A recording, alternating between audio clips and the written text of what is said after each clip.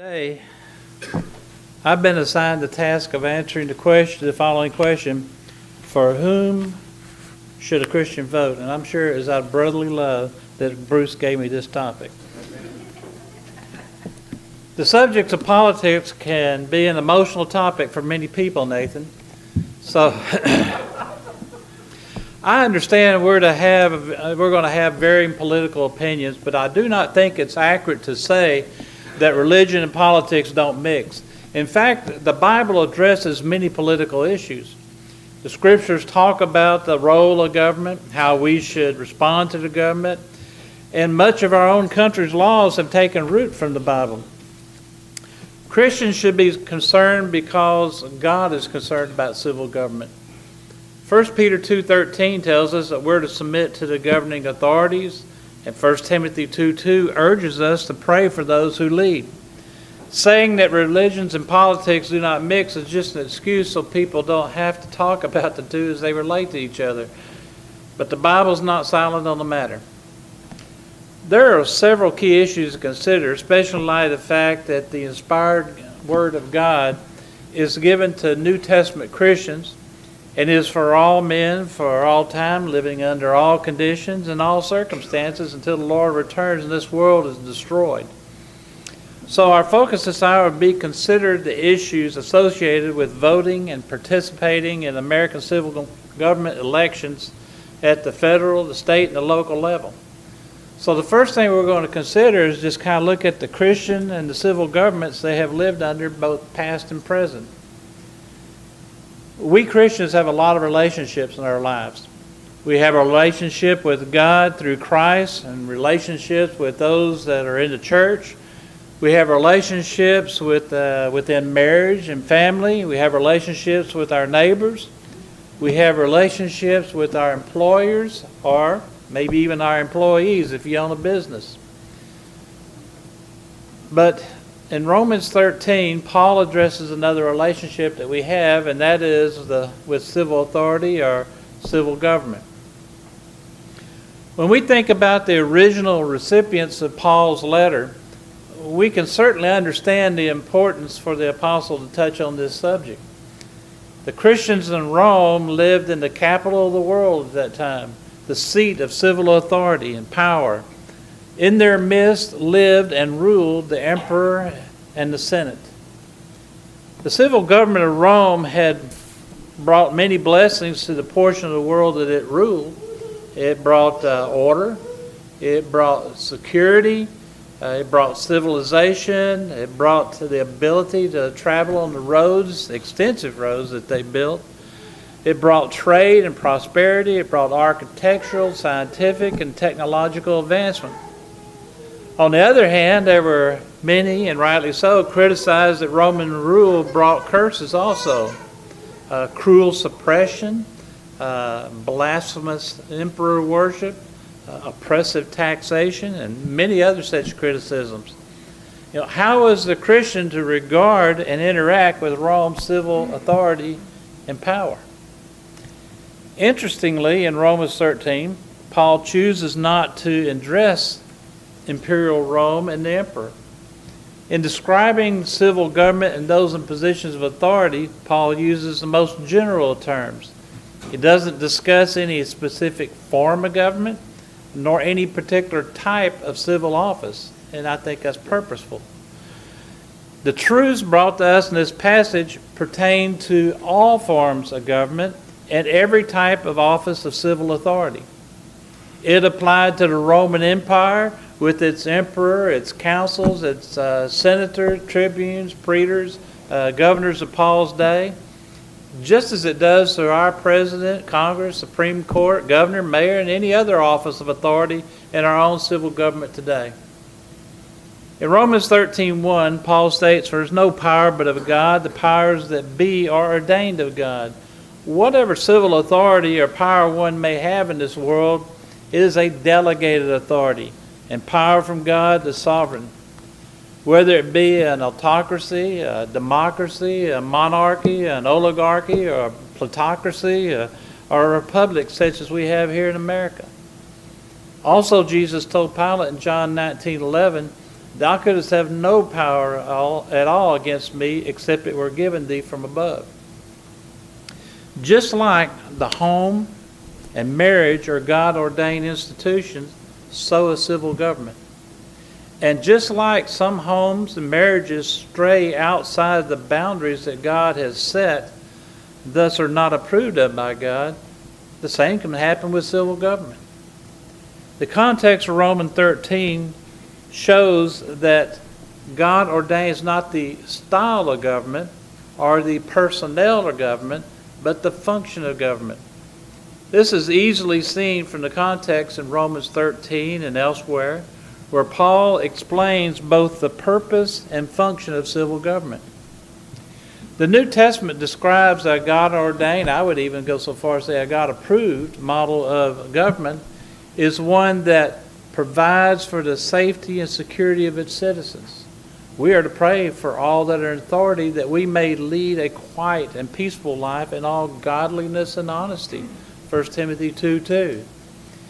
It's one that provides an atmosphere in which its citizens may live peacefully and study to be quiet and do your own business, to work with your own hands, 1 Thessalonians 4:11. An atmosphere where we can do what is necessary to provide for ourselves and our families, 1 Timothy 5:8.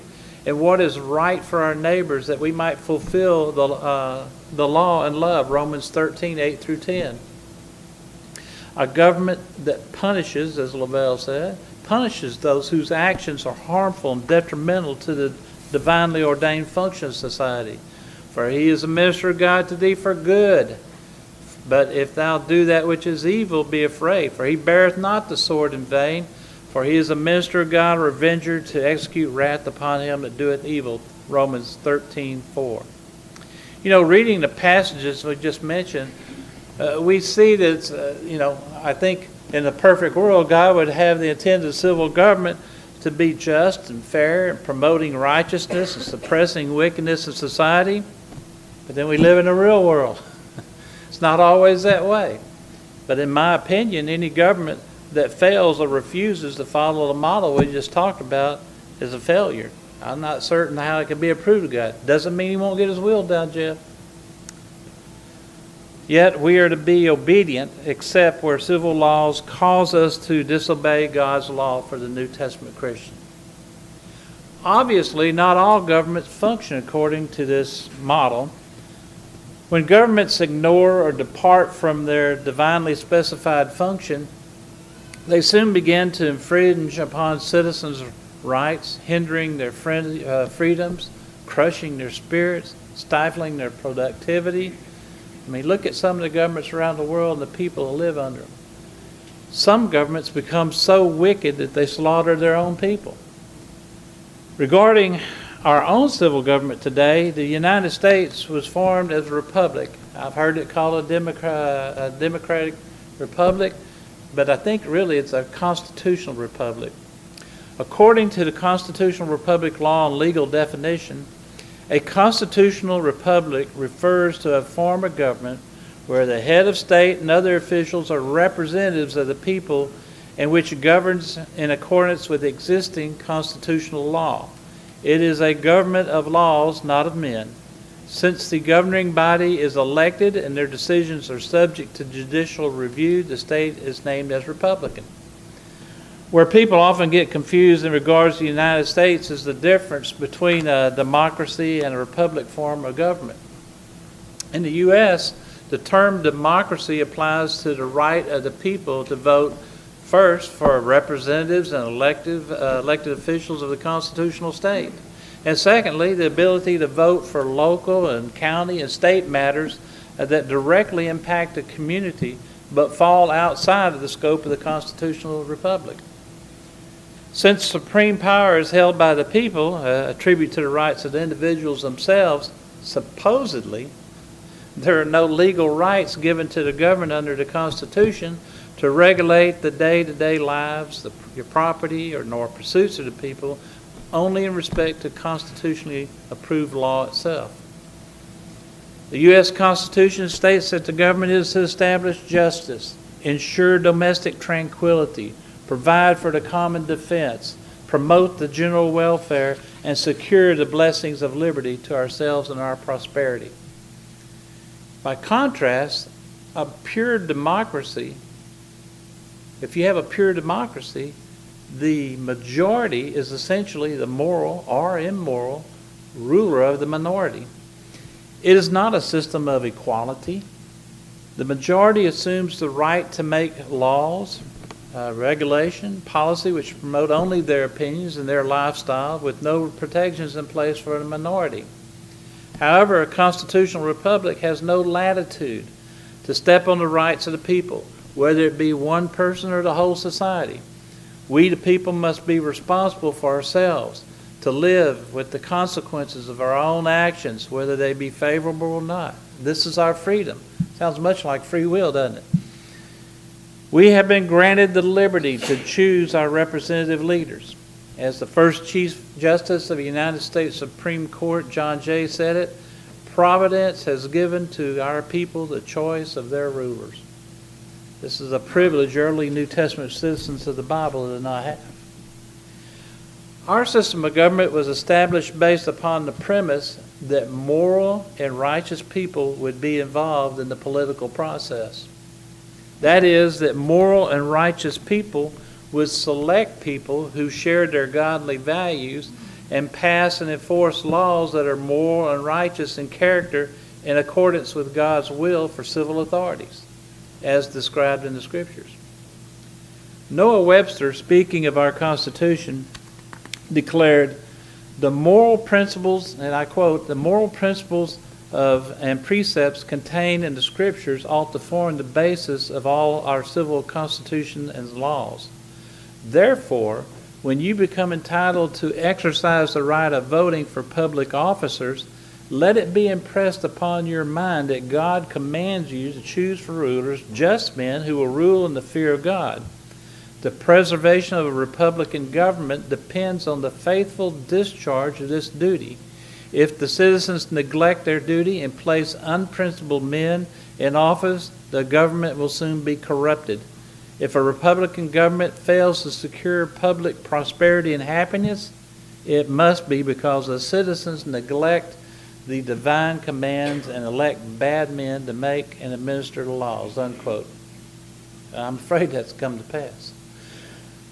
As President John Adams said, "Our Constitution was made only for a moral religious people. It is wholly inadequate to govern any other." That's how our government was founded.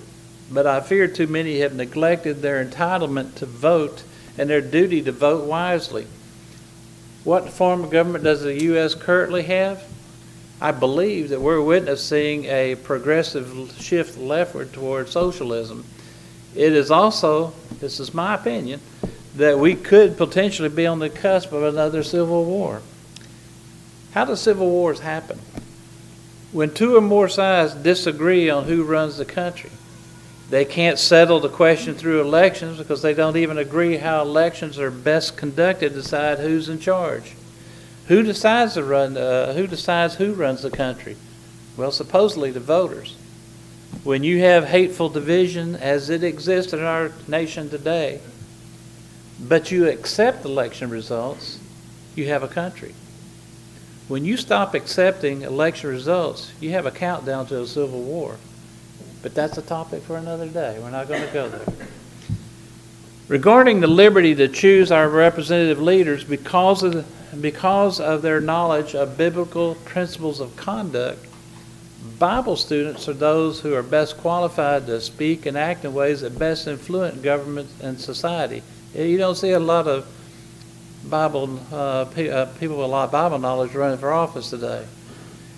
We should not be afraid to say and do what is necessary to elect people who will perform the duties God ordained civil government to perform. However, a relevant question for some Christians, and I put that in quote to Christians in the United States, is whether or not it's even lawful or appropriate for them to determine who assumes a position in the civil government. In other words, should a New Testament Christian even vote? Is it proper for a Christian to vote? Is it a sin to vote? This question has been a controversial one even within the church during the last century. There have been and are brethren who believe that Christians have no place involving themselves in the political process by voting. While I respect the option of those who choose not to vote, I believe it is both lawful and appropriate for Christians to involve themselves in the political process by voting. One example was David Lipscomb. Of course, many of you know, a famous preacher from the late 1800s, early 1900s. He wasn't an apostle, he wasn't inspired, but he was a knowledgeable man, and his words carried a lot of weight, still do. He taught that it was a sin for a Christian to vote in political elections. His theory was that since God is in control of the nations, He alone will determine the outcome of political changes. If God wants a particular ruler in place, He will raise him up. Or He might take a ruler down, just as Jeff was explaining this morning. All for God's own reasons. He might raise an ungodly man to high office, such as Pharaoh, Nebuchadnezzar, or Herod. Bible studies show that many ungodly men were in power throughout the Bible. And I agree with everything Jeff said this morning. David Lipscomb said, when a Christian votes for one whom he thinks is the right man, he may select a man different from the one whom God wants. After all, God may want an evil man in power for some reason. Not knowing God's will in advance, the Christian may vote against God's will. Hence, to avoid that possibility, he declared it wrong to vote at all. Some see the difficulty in answering this question to be that kingdoms during biblical times did not use a representative or a democratic system of government. Actually, only one democratic system existed in all the years that the Bible covers, and that was Greece when it came to power and fell during the 400 years of silence. The typical government in biblical times was a monarchy. People didn't get to vote on their rulers or their laws. However, God's people did have interaction with the civil government, whatever its form. God's people expressed their thoughts regarding their leaders. John the Baptist told Herod that his marriage was not lawful, Matthew 14, verses 3 and 4. Nathan the prophet confronted King David with his sins, 2 Samuel 12, 7 through 10. When Jeroboam set up a false religion, he too was condemned by a prophet, 1 Kings 13, 1 through 6. While giving testimony to defend himself, Paul's words caused Felix the governor to fear, Acts 24, verses 24 and 25. Also, God's people used the rights granted them by their government. Esther made an appeal for a law change, Esther 7, 1 through 6. Paul demanded as a Roman citizen an apology from local leaders, Acts 16, verses 35 through 39. He stopped the scourging because of his Roman citizenship, Acts 22, 24 through 29. He appealed to Caesar for a fair trial, Acts 25, 10 through 12. Our own government requests the input of its citizens in the selection of its rulers and the formation of laws. By voting, we are obeying the requests our government has made for our opinions. By voting, we are submitting to an ordinance of civil government. Voting itself does not conflict with God's law, and we should use it as an opportunity to do good.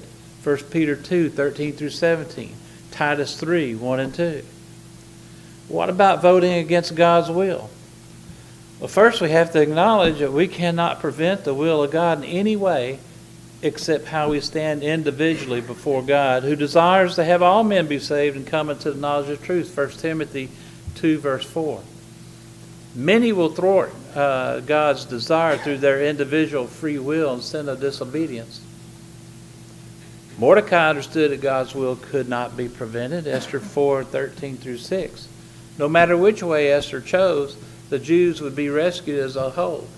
The only ones that would be affected by Esther's refusal to go before the king would be her own family, her and her own family. Was Paul wrong to pray for his thorn to be removed 3 times because God told him no, 2 Corinthians 12, 7 through 10? Was Jesus wrong to pray that he might avoid the cross even though he knew it was his destiny, Matthew 26, 39?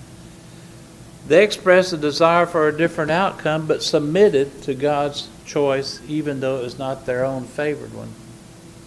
What about when I can't know God's will on a matter? I might pray for health and prosperity, 3 John 2. But that doesn't mean I will receive it. God might have other plans for me.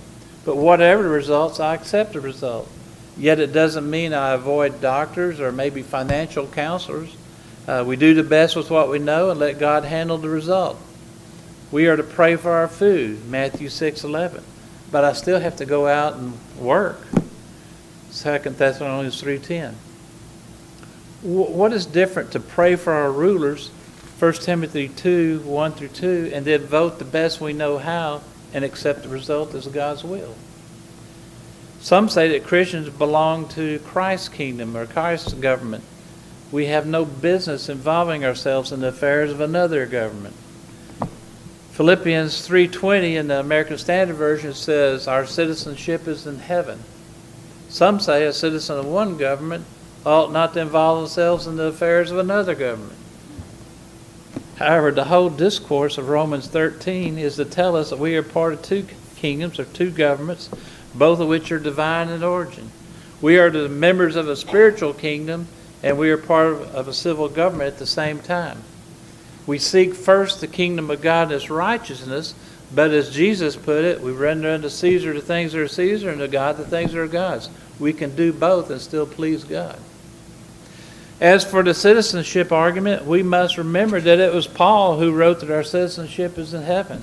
Yet he not only acknowledged that he was a citizen of Rome, he took full advantage of the rights and privileges of his Roman citizenship. Our first priority is saving souls, including our own. However, civil law should provide moral and ethical boundaries for society, which are very important for the well-being of society. Not always the case, though. If civil government did not provide an important benefit to society, God would have never instituted it. Christians have a wonderful opportunity in this nation to help shape and sustain godly boundaries for our American society through the political process. Finally, we all understand that the New Testament does not specifically address voting. As in all matters that the Bible does not specifically address, unless there are other scriptural principles that would clearly forbid it, we must grant that voting is a Christian privilege, a Christian liberty. The constitutional form, republic form of government is just as much a product of God as is a monarchy. Just another example of power from above, John 19:11. In our form of government, we are blessed that God has granted us the liberty to choose our representative leaders, if only we and others with Bible knowledge and good morals would get off our couches and vote. Now let's consider another argument given by some, likely the devil through progressive liberal infidels, in my opinion, who began to convincing many in our nation that quote-unquote Christians should remain in their pews and shut up rather than express their religious opinion to other voters. They understood that they could never change the society to their desired mold as long as moral and spiritual people continue to directly influence the political process. So they've worked hard to convince citizens of the separation of church and state. Can the church speak out? And by the way, I'm the church, you're the church, we collectively are the church. Can we speak out and be involved in the political and voting process? Should we be? You know, the carrot that was dangled was tax-exempt status if the religious masses never voiced a political opinion or viewpoint. The ideal concerning the separation of church and state is often tossed about as settled truth and is accepted by many Americans as a concise description of the constitutionally church-state arrangement. And it has become the sacred icon of a strict separationist dogma that champions a secular society in which religious influences are systematically and coercively stripped from public life. Does the Constitution specifically state that there is separation of church and state? No, the Constitution does not. The first part of the First Amendment to the Constitution states, Congress shall make no law respecting the establishment of religion or prohibiting the free exercise thereof.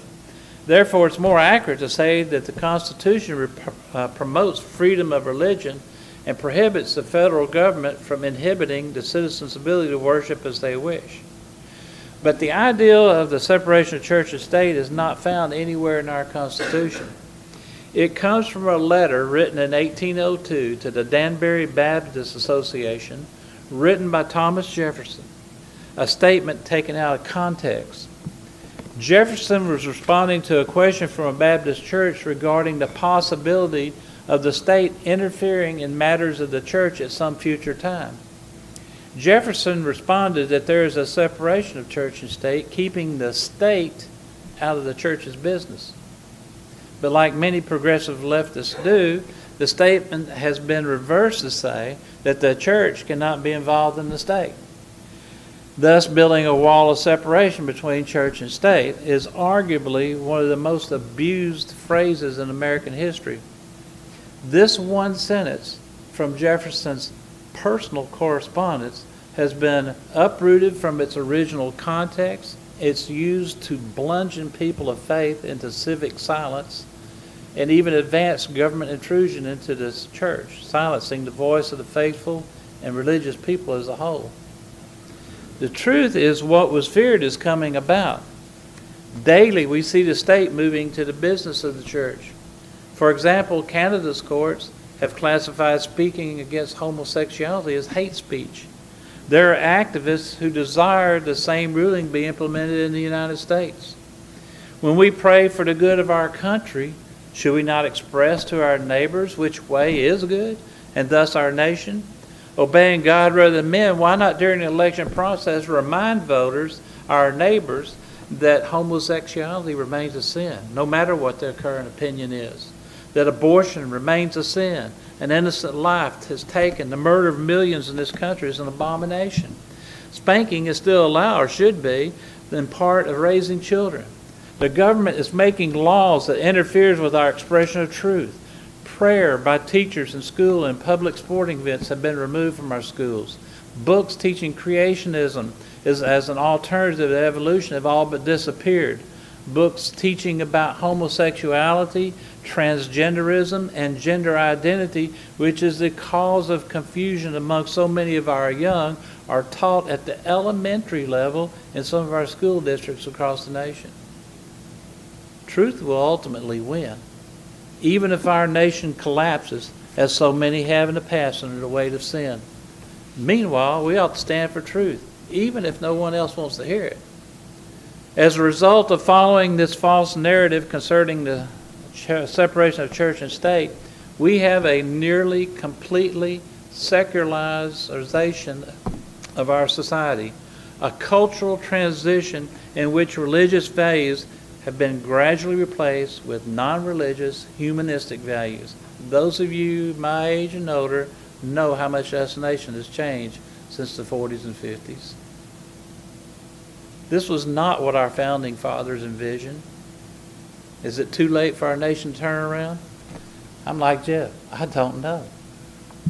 And this may be what God wanted in the first place. I don't know. But as for me, as long as I have the liberty and the right to vote, and there are candidates who share my values, or at least likely to support a God-approved function of civil government, I'll continue to support them at the ballot box. My conscience will not allow me to take any other course. I cannot sit back and continue to let the unborn die, homosexuals increase their power and influence, let schools continue to be laboratories for Darwinian social engineering to the point that our children are even now confused about their own gender, and let dangerous drugs become legalized. Personally, neither do I want to allow the transformation of our nation from a constitutional republic toward a socialist nation. But I cannot stand by without doing what I can to stop it. And I've been given the right to vote. God has given me the ability and the opportunity to have a say, and I will, in faith, take advantage of the opportunity and the ability that His system grants me. There are still people who are willing to fight our battles in government, and I will give them my support at the voting booth. Even in the voting booth, I can be the salt of the earth and light of the world. So this brings us really to the question of the hour. For whom should a Christian vote? Bruce didn't give me a ballot, so I can't specify any names.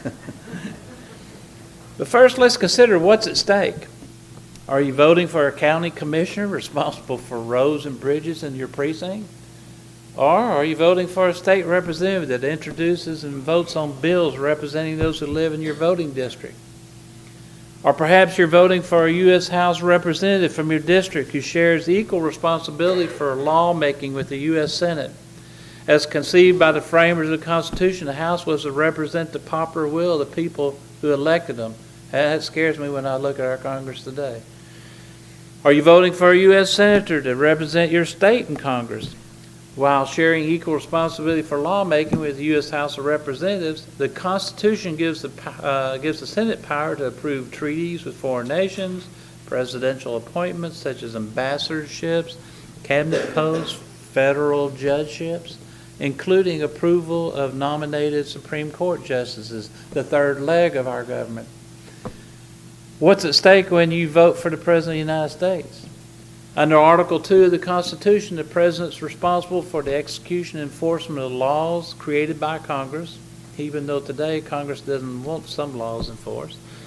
He is also responsible for signing legislation into law or to veto bills enacted by Congress. He makes treaties, appoints ambassadorships, cabinet posts, federal judgeships, including Supreme Court justices who serve for life, which have to be approved by the Senate.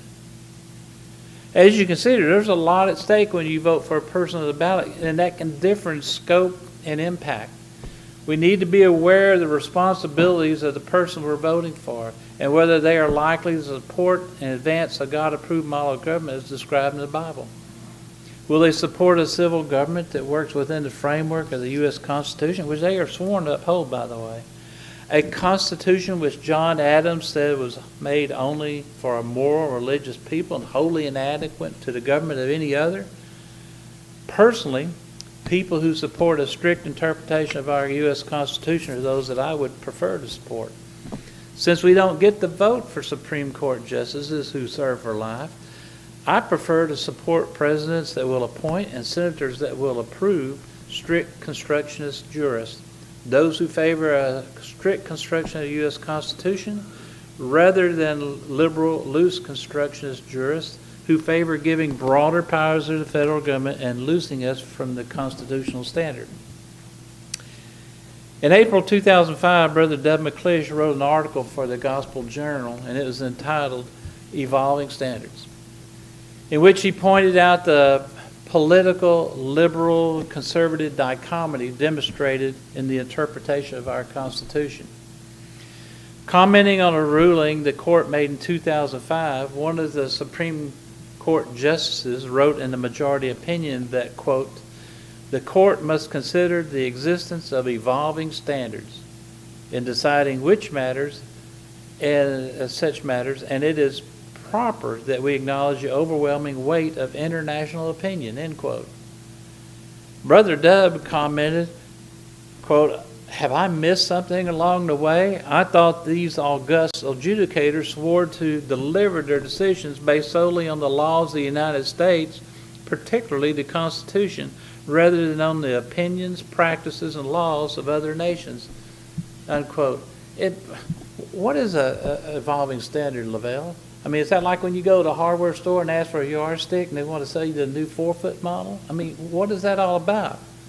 Evolving standard. Brother McClish said that this oxymoron, evolving standards, is a clue to the liberal attitude toward our Constitution that views it not as a set of laws written in stone, but as a living document subject to updating in relation to changing ideals of justice, morality, freedom, privacy, and such like. It strips naked the liberal judicial activism of our courts that has become commonplace in recent years. We should not be surprised, however, for the nature of liberalism is to ignore or violate any standard rule or authority that dares to restrict its liberal disciples, end quote. You know, liberals in the church behave the same way. They do not care what laws God has had in the Bible for the last 2,000 years. with warnings not to tamper with them. Galatians 1:6-9, Timothy 2:4-2, and other places. They do not care how many barrels of tears and sweat and blood godly men and women have sacrificed in defense and spread of these laws. Acts 7:54-60, 2 Corinthians 11:23-27, other passages, like many of the judges have done concerning the Constitution. Theological liberals magically seem to find things in the New Testament that simply are not there. These discoveries run the gamut from instrumental music to observance of the Lord's Supper on days other than the first day of the week. Dove concluded, quote, "It will be a tragedy of immense proportions if the leaders of our nation continue to stray even further from their constitutional moorings. However, it would be a far greater tragedy if people and leaders with influence in the church continue to move the church even further from the New Testament moorings. The New Testament still warns, if any man speaks, let him speak as oracles God, 1 Peter 4:11. I fully agree with Dove's assessment about our Supreme Court. Now, let's examine how some people vote today. First, we might note that many don't vote at all. In 2016, only 64% of the eligible voting population even registered to vote. Much of the eligible voting population just had no interest whatsoever. Some dislike politics. Some believe their one vote will not make a difference. Interestingly, some claim they don't see a difference between the parties or the candidates. Not only that, a third of that 64% who registered failed to vote and just sat on the sidelines. In my mind, these people give up their right to complain when an immoral majority gain office or positions in the courts that allow the unborn to die, the homosexuals to increase their influence, they ruin our educational system, and quite honestly, are allowing the liberal transformation of our nation. Regarding the inability to see the difference between the parties, I highly suggest that everyone read the two major party platforms. In fact, voters vote for candidates many times simply because they have a D or an R beside their name. Whether the voter understands it or not, voting based on party alone implies support for the party platform. We are time limited, so I'll only make a couple of comparisons that a New Testament Christian should rightly care about. The platforms are updated every 4 years when they go to nominate a presidential candidate, so the last one that's updated was in 2016. According to that last party platform in 2016, I want to note a few critical differences. What a person who votes a straight ticket is supporting by implication. Concerning abortion, the Republican platform plank says, "We assert the sanctity of the human life and affirm that the unborn child has a fundamental right to life which cannot be infringed. We support a human life amendment to the Constitution, and we endorse legislation to make it clear that the 14th Amendment's protections apply to unborn children. We oppose using public revenues to promote or perform abortion and will not fund organizations which advocate it. We support the appointment of judges who respect traditional family values and the sanctity and dignity of innocent human life." The Democratic Party platform says, quote, "We believe unequivocally, like the majority of Americans, that every woman should have access to quality reproductive health care services, including safe and legal abortion. The Democratic Party strongly and unequivocally supports Roe v. Wade and a woman's right to choose a safe and legal abortion, regardless of ability to pay, and we oppose any and all efforts to weaken or undermine that right." Well, what does the Bible say? The unborn in the womb is formed by God, Psalms 138, 13, 14, and other passages. Children are a gift of the God. The fruit of the womb is a reward, Psalm 127, 3. In Exodus 21, where you were reading about taking a life, in Exodus 21, 23 through 25, note that the fetus, an unborn fetus, is just as much as a human being as a mother in these passages. There, Moses described a case where a man strikes a pregnant woman, causing a premature birth.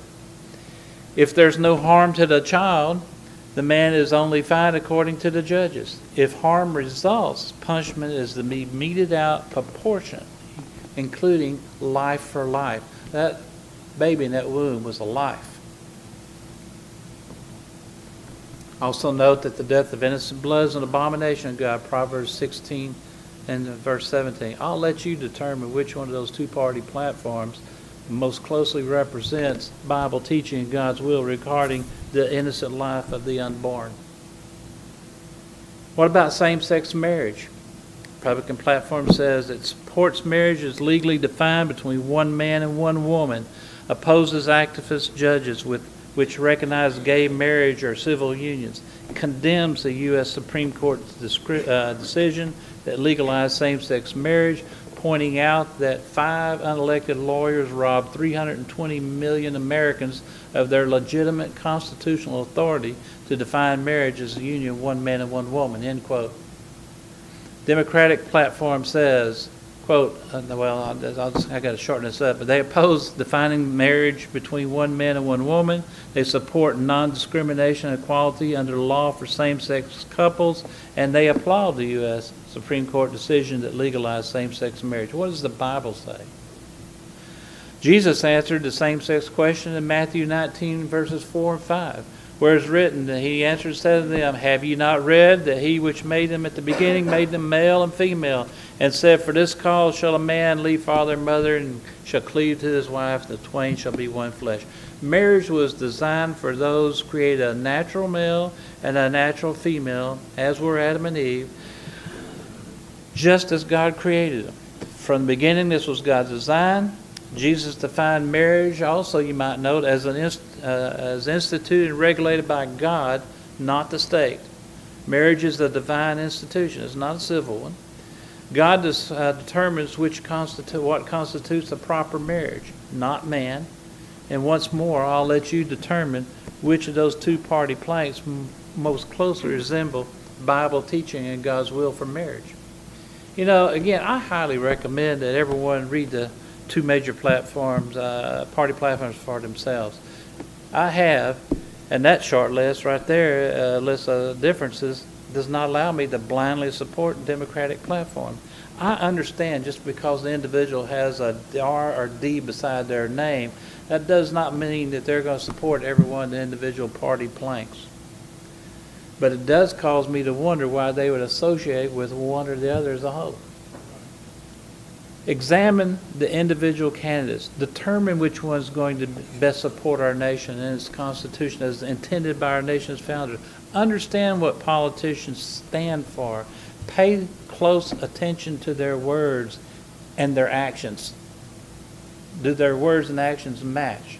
You know, more than one politician has been known to lie to get elected.